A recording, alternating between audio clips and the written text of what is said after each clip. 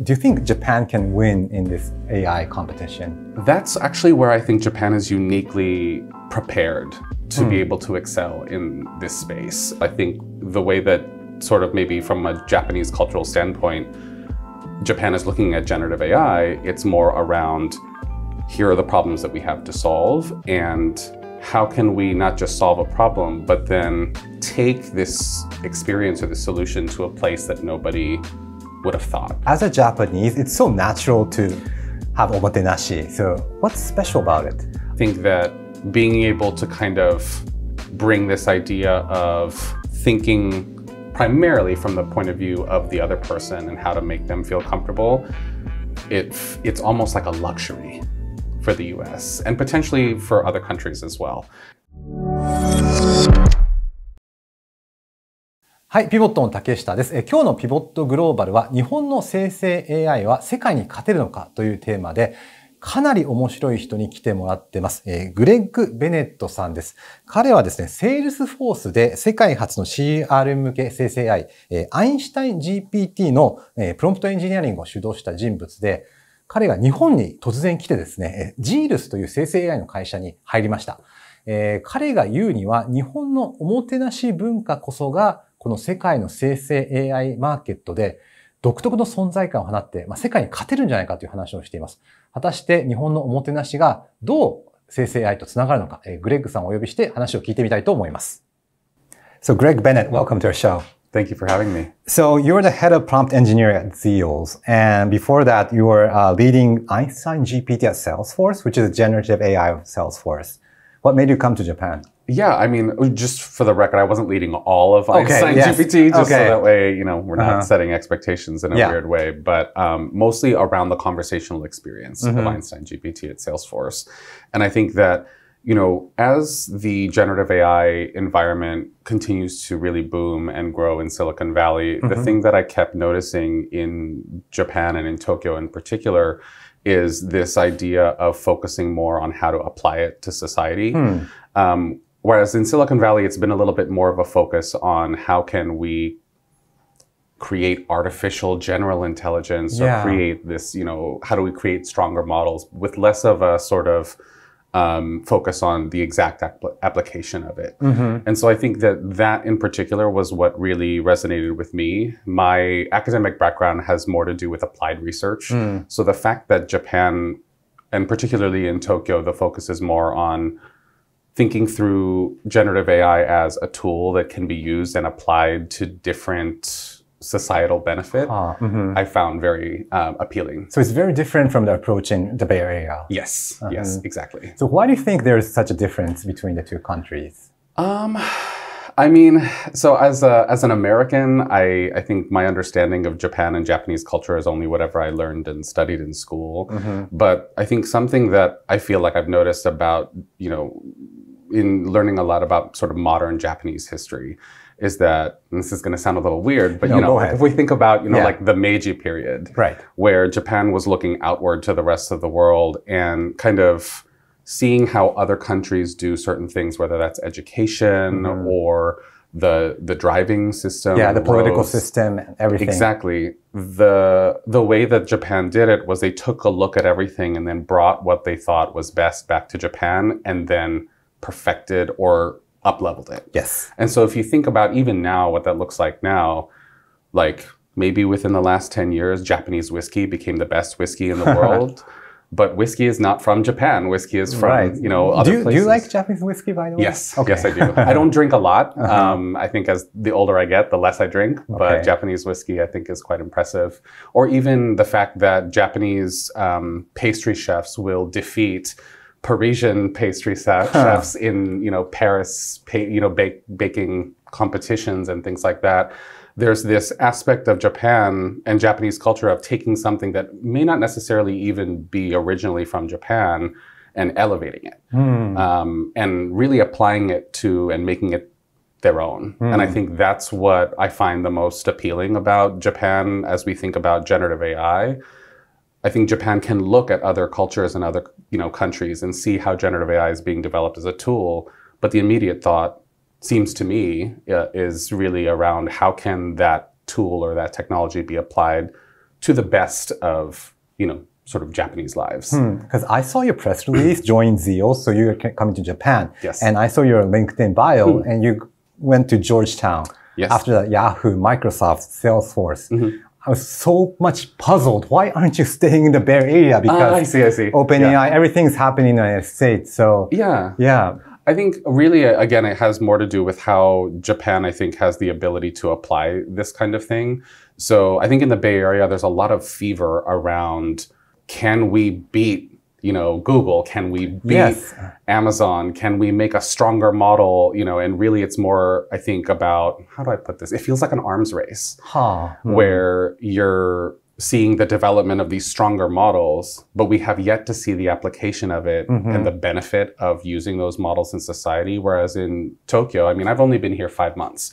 I moved to Japan on January 1st. Is it your first time coming to Japan? Not my first time visiting, but my first time living here, yes. Gotcha. And I think just even in that short time, there's a lot more like advertisements and signage and media around what to do with it. Rather than the fact that, oh, look, OpenAI just released GPT-4 Omni, aren't we already living in the future? That's, I think, what I hear out of the West. Whereas in Japan, it's, okay, they released this new tool. Now, what are we going to do with it? Are we going to improve our waste collection? Are we going to improve how we route buses on the streets?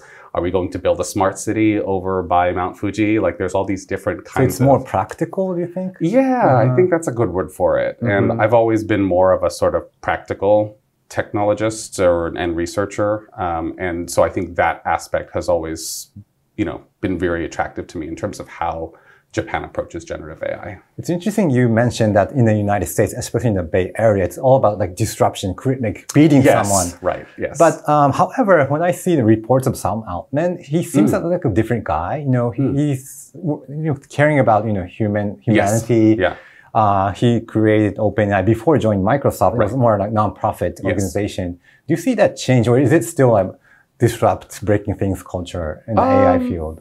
I mean, I think that there is a culture of that in Silicon Valley around how to constantly be evolving. I think when I see what Sam Altman writes on, Twitter, for example, or X, that it has very much to do with attaining that goal of artificial general intelligence. But my question in response to that is, why? I think for me as a researcher and as a technologist, I've always been trained to ask why. Why are we doing this thing? Yes. What is if we're going to do artificial general intelligence, AGI, what is the goal? Is the goal to make people's lives better? If so, how? And why is there a deficit right now? And how is generative AI or artificial general intelligence going to solve that problem? And that part for me isn't super clear. I think that, it's perfectly fine to have that kind of ambition.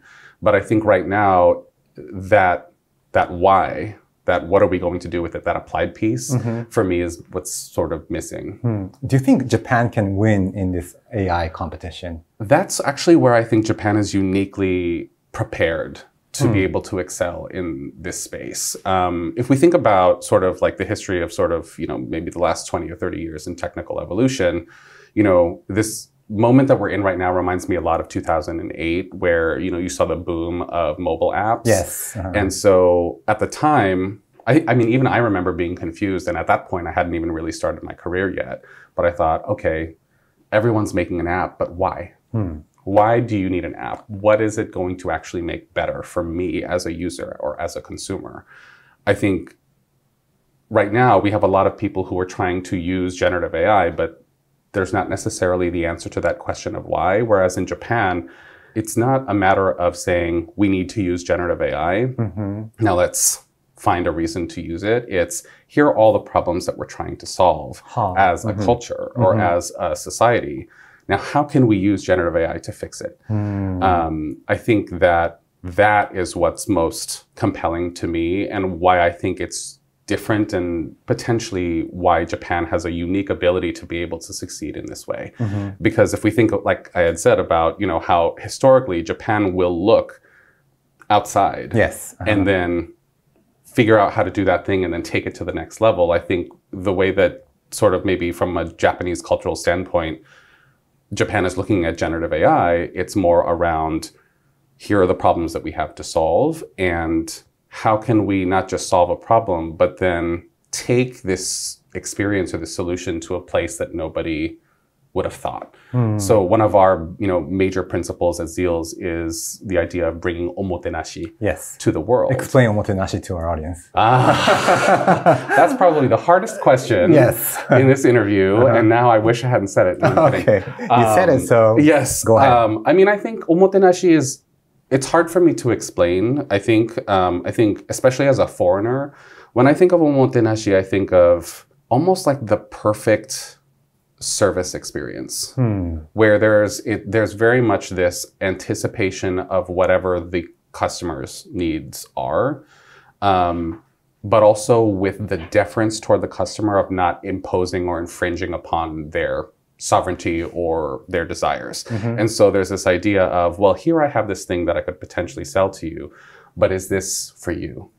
Does this fit for you? Is this the right time to offer it? Right time. Like kuki yomi. Kuki yomi. Like there's something about understanding the context in which the interaction is happening where there's that decision of, okay, maybe I'm not going to say that. And that is actually the omotenashi thing to do. So it's not just hospitality or taking care.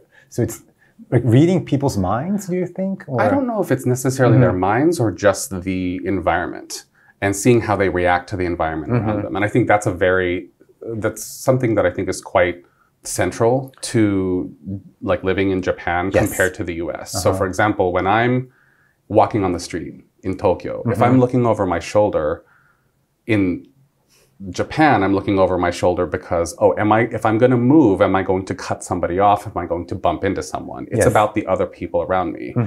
In the US, it's more, is someone coming up on me? Am I going to get robbed? Like a very different environment. But the idea of the perception or the starting point here in Japan is, okay, what's around me? And then how do I fit into what's around me? Whereas in the West, it's very much, and particularly in the United States, it's me. And how does everything conform around me?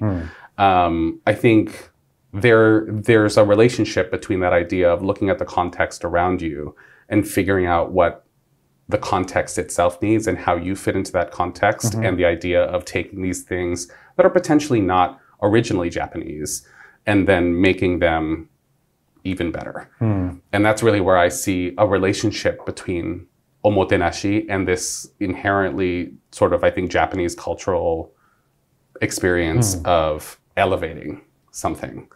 Not for the sake of fame or notoriety, like we're doing this to become the best, but because that's what the craft calls for, or that's what the situation would benefit from, or wouldn't it be better for everybody if the experience were better, as opposed to, look at me, I defeated Google and now I'm going to go to the Oscars.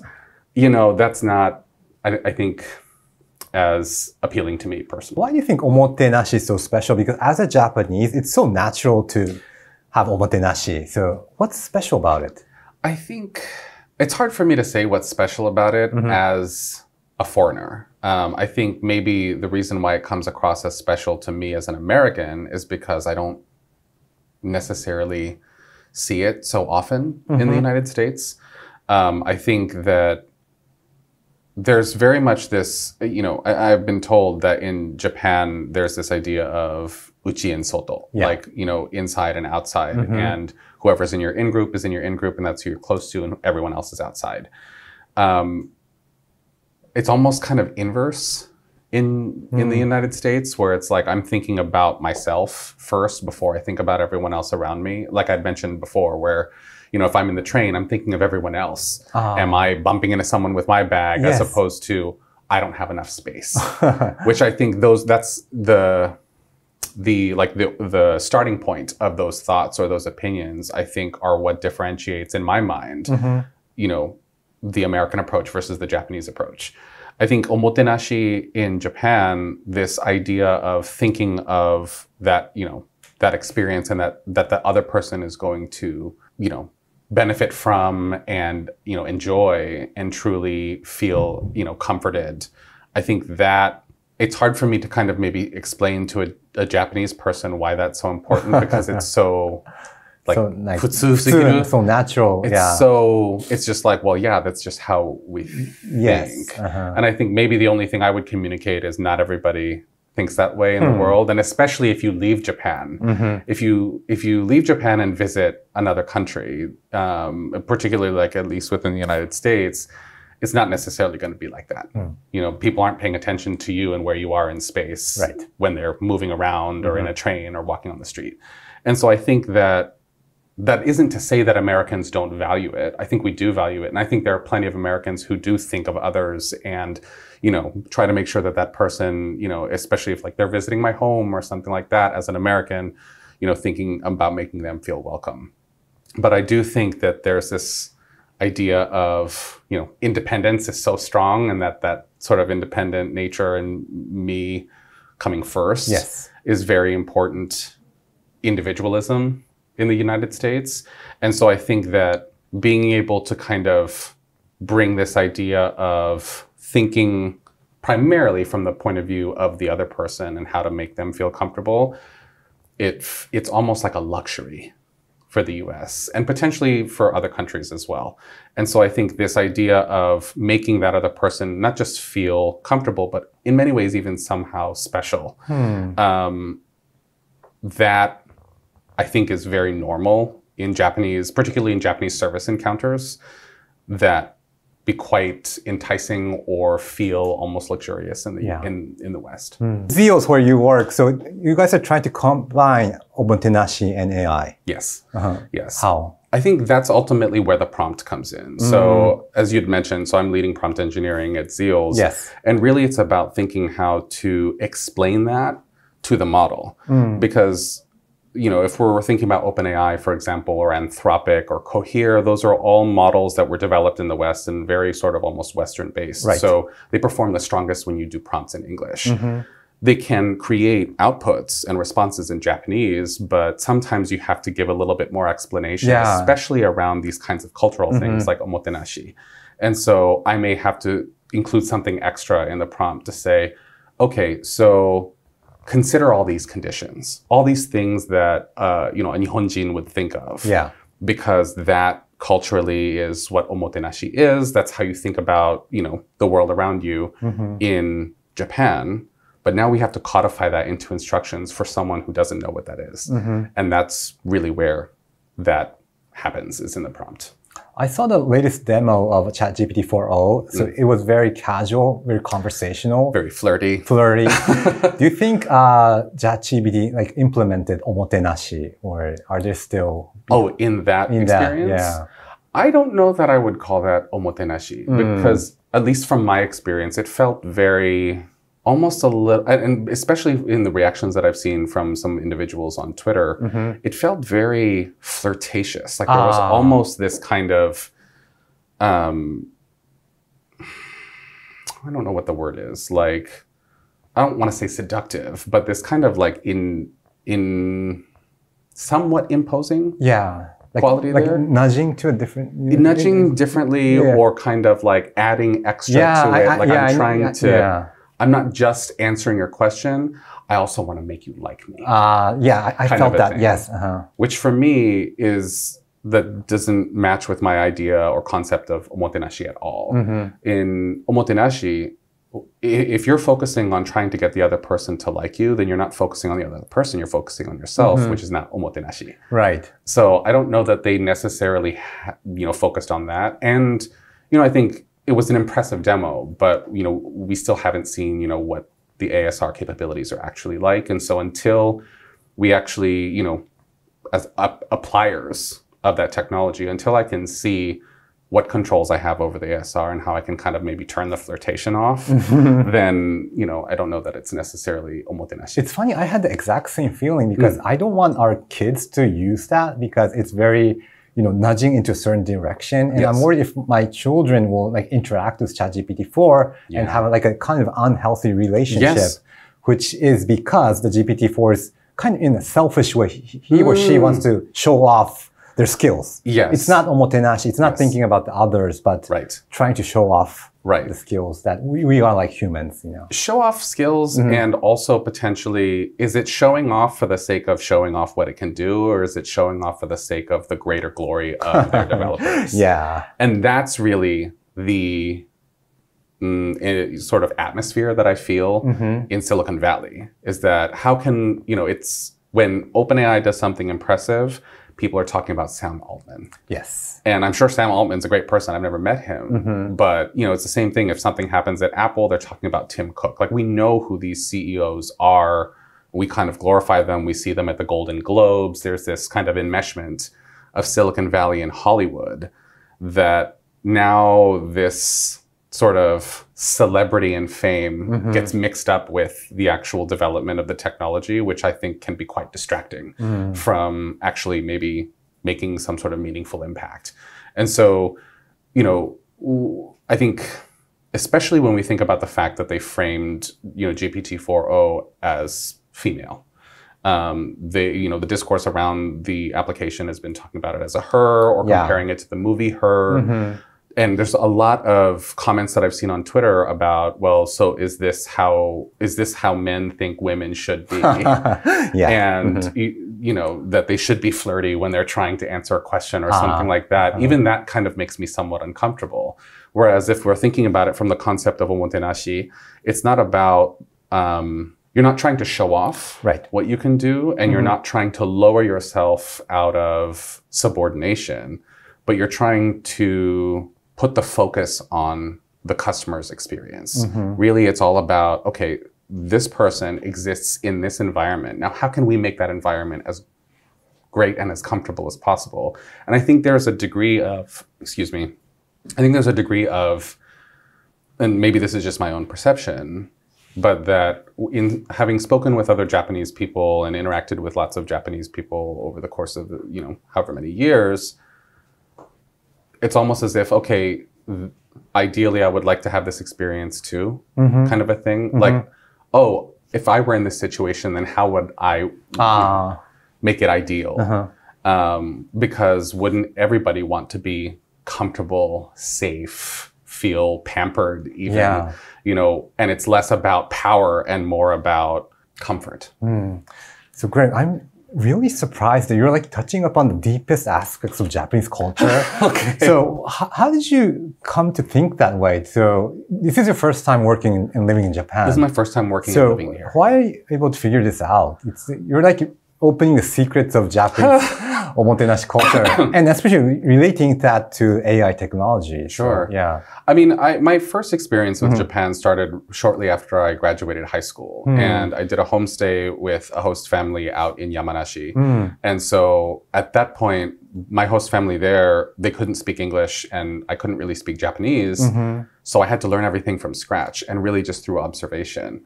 And since then, I mean, I studied Japanese for a few years in college and did research in Japanese.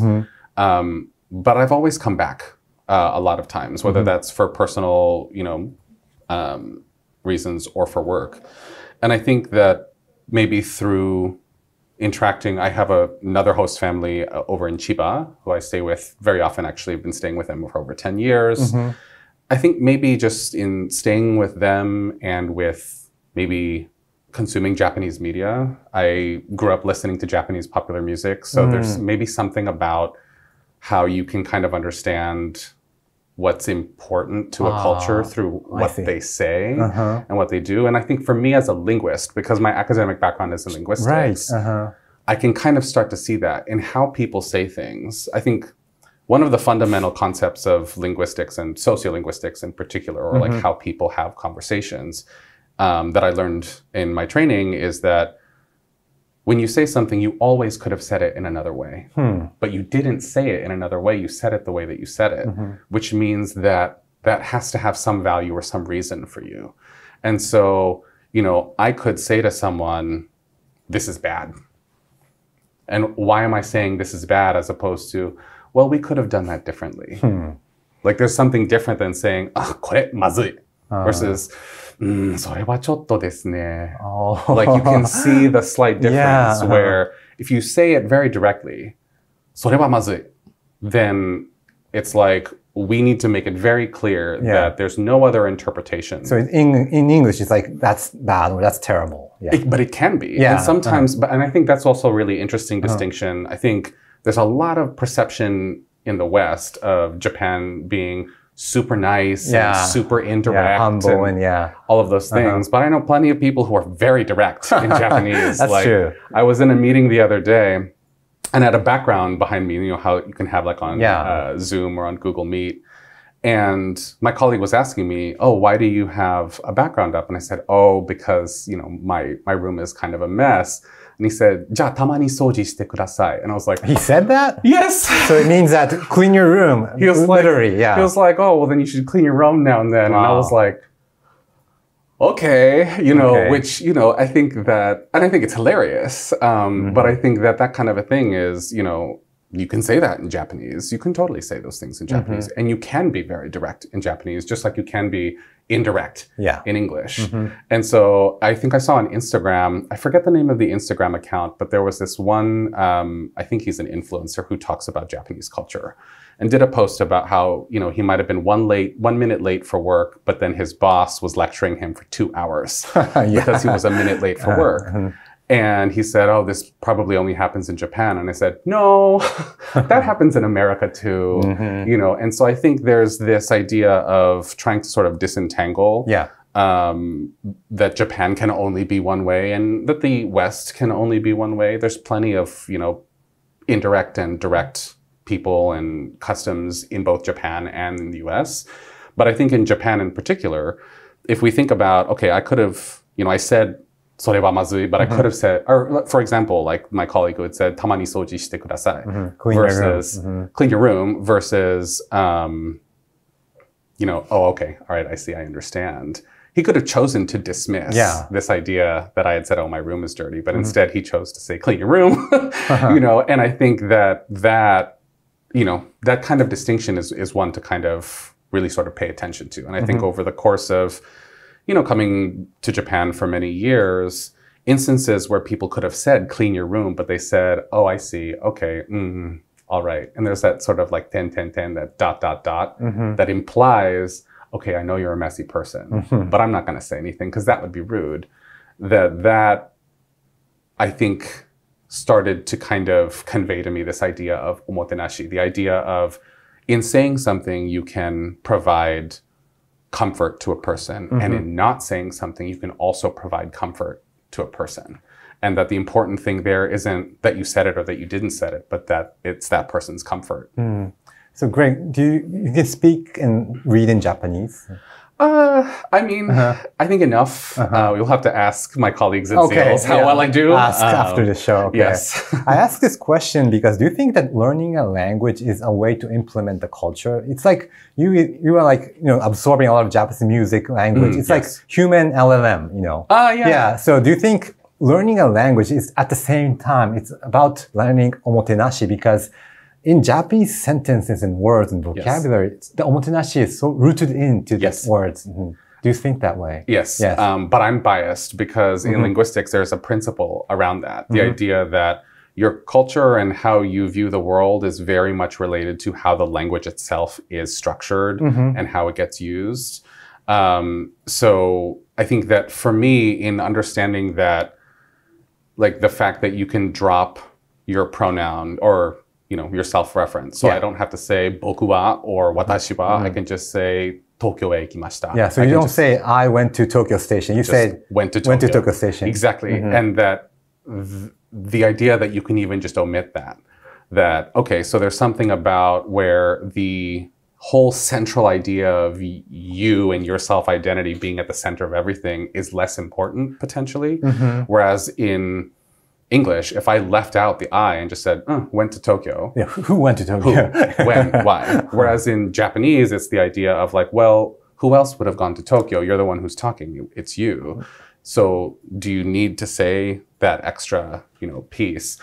I think those aspects of the Japanese language, or even like with keigo and sonkeigo, like the honorifics in Japanese and how to speak to people, you know, who are higher than you or lower than you, all of that I think implies the way that Japanese culture kind of sees its own society. And there's honorifics in English too, just not maybe used quite as often, and it's not as stark. And I think once I was taught not just how, like for keigo, for example, or honorifics in Japanese, I think when I was first learning Japanese, I was in the countryside in Yamanashi with my host family, so they first told me I knew how to say things like in desmasu format. So like relatively polite. And they were saying at some point, you need to stop talking like that because it sounds cold. But for me at the time, I was like, this is all I know. So what do you mean? Like, gohan tabemashita.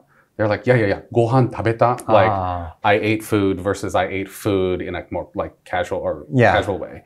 And I didn't know to make that distinction. But then once they explained it to me that, no, if you keep talking in this polite way, it implies that that distance means you're not trying to close it, which comes across as cold. And that was, I think, like the first moment that I understood, okay, so there's something about language, distance, relationships with the other person, and how you can either close or play with that distance in order to basically signify how you relate to one another and how you see that other person relating to the context around you. And I think that's really where it started. Interesting. Just give a context for our international audience. So there's a term in keigo in Japan. So you end a sentence with a certain word to show respect to others. But what Greg was saying that it shows respect, but it also creates a distance. Yes. So it's becoming too cold. So not friendly, not casual. Yeah. So you have to get rid of the keigo and sound friendly, but it's the balance that's the difficult Yes, part. Exactly. But then if you want to be, and this is actually the part where I found it kind of fun in school when I learned that, okay, all right, you can use keigo also to create distance. So I'm like, okay, if we're, somewhat close or you're trying to get close to me, but I don't like you. We don't want to be friends. I don't want to be your friend. So I'm going to use keigo on you the whole time. Whereas I can't do that at all in English. That's true. That part doesn't quite exist there. And so, I find that very convenient. And it kind of allowed me to really think through, okay, how can I actively construct the distance and the closeness of my relationships around me in Japan just with how I talk? And that's one of the things I love about Japanese is that it becomes so much, a lot of people say that keigo is really, these honorifics in Japanese are very difficult. And I think they're difficult to keep track of, but I think they're fun. I think they're very useful. You've been in Japan for like only 5 months and you are like mastering the Japanese whole language system. I don't know about mastering. I think that's a big exaggeration. I think a lot of technologists assume that, okay, the goal is to make the AI human. And so I think that really, at least the way I'm approaching it at ZEALS is my goal is not to make it human, but it is to make sure that the user feels comfortable. And I think that for me is like the core principle of o mo te nashi that I try to kind of bring into it. What do you think the future of AI will look like and future of prompt engineering? I think prompt engineering ideally in the future will become automated. Waste collection, more productive or easier or more sustainable. Someone who can really nail how to make that kind of implementation work will become then that sort of top within that industry.